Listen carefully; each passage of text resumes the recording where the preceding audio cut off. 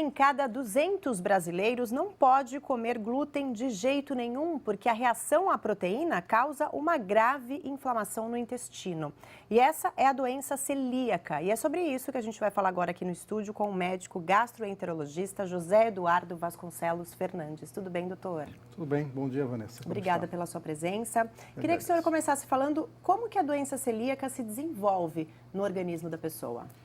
A pessoa tem que ter uma predisposição genética, ela já nasce com um defeito genético, e isso pode ser desencadeado em qualquer momento da vida. Antigamente a gente achava que era só em crianças, não, pode aparecer em qualquer fase.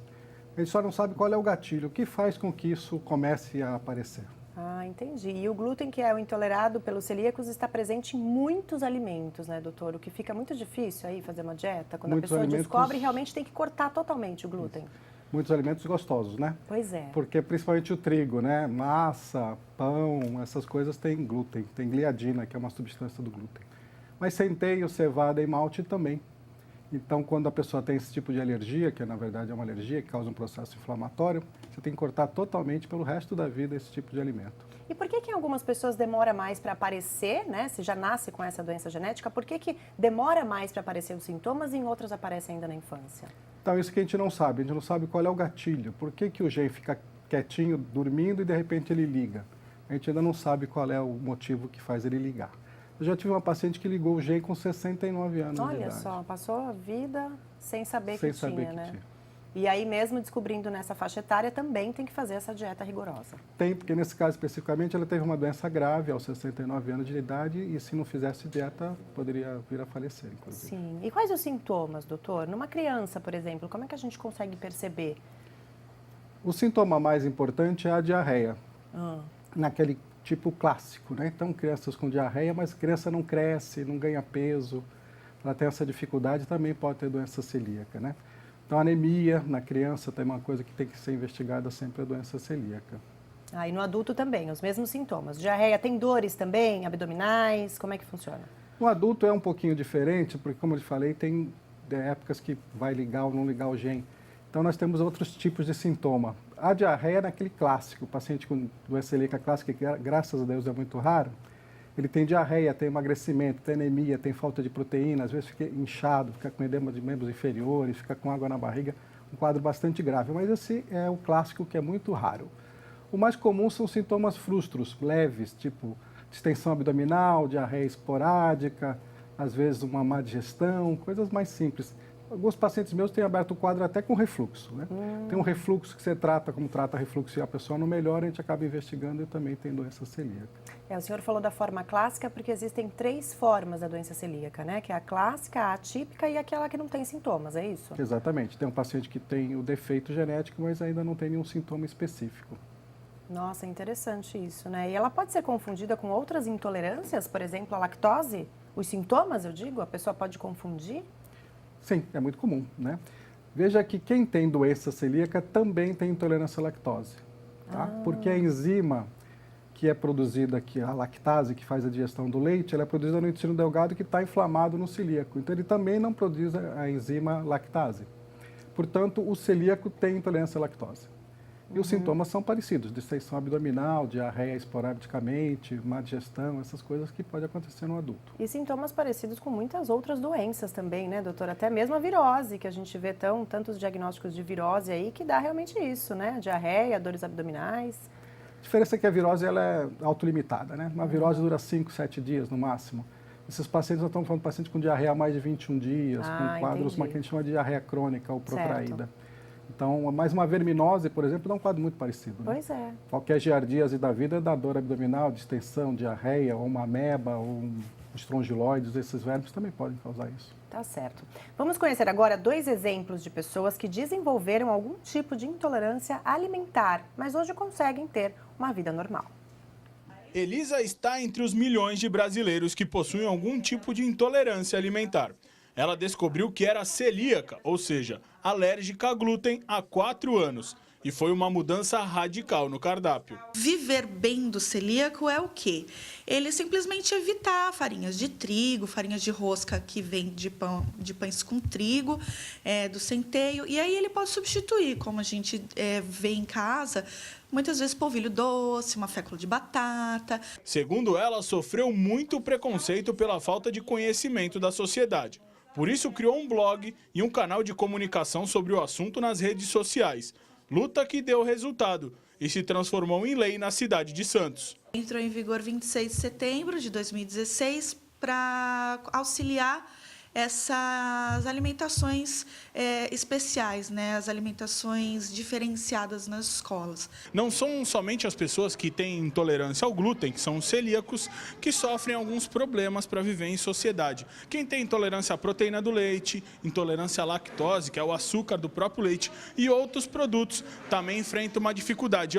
Viver em sociedade, como nessa sala de aula, não é fácil. É aí que entra a compreensão de todos os amiguinhos e de todos que estão, por exemplo, nessa escola de São Vicente. Principalmente a professora que recebe esse tipo de criança, ela precisa saber todos os sintomas também e como reagir se acontecer alguma coisa. Então, nutricionista é essencial. O Matheus tem apenas 6 anos e ainda recém-nascido foi diagnosticado com uma intolerância à proteína do leite. O que você não pode comer? Fala pro tio. Queijo, leite, eu acho que só. E é desde muito pequenininho, não é? É. Você toma remédio? Agora você está tomando remédio, já melhorou, não é? É, aos poucos. O Matheus, ele além da alergia alimentar, ele também tem alergia ao toque. Então ele não pode, por exemplo, agora eles estão fazendo o lanchinho. Então se alguém derrumar um Danone e ele encostar, ele também teria reação. Eles adaptam a aula para ele. Quando não é possível, elas falam: mãe, manda alguma coisa para ele poder ingerir junto com eles. Então é bem bacana essa parceria assim que foi desenvolvida entre escola e a família. Entre os amiguinhos do segundo ano, todo mundo já sabe. Ele não pode comer nada que tenha lactose. Ele não pode beber leite. Ele tem alérgico à lactose. Informação que não se restringe apenas à sala de aula. Eu ajudo ele. Ele não pode comer na festa bolinha de queijo, que é queijo, e ele não pode comer. Calma, mãe. Além de todo o cuidado na alimentação, o Matheus também está seguro no meio deste grande abraço coletivo.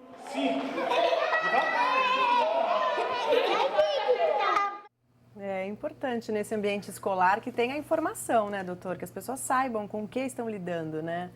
Informação é a base de tudo, né? É. Se você está mal informado, você está complicado. É verdade. E como é que é feito o diagnóstico da doença celíaca?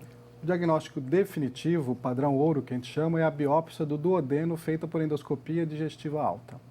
Mas, obviamente, nós não vamos fazer endoscopia com biópsia em todo mundo. Então, existem exames de sangue que a gente chama de triagem, que são anticorpos. Exame de sangue, o anticorpo antigliadina, antiendomísio e antitransglutaminase. Esse último é o único que o SUS faz, o antitransglutaminase. Entendi. E aí, através desse exame de sangue, o senhor já consegue ver algum índice, alguma coisa que possa apontar a doença celíaca, é isso? Se ele tiver alto, se algum desses anticorpos estiver alto, você faz a endoscopia com a biópsia para ver o padrão de processo inflamatório que tem no intestino. Entendi. Como que é o tratamento quando a pessoa descobre que realmente tem a doença celíaca? Qual seria a indicação do médico, o tratamento para isso? Então, a doença celíaca é uma alergia.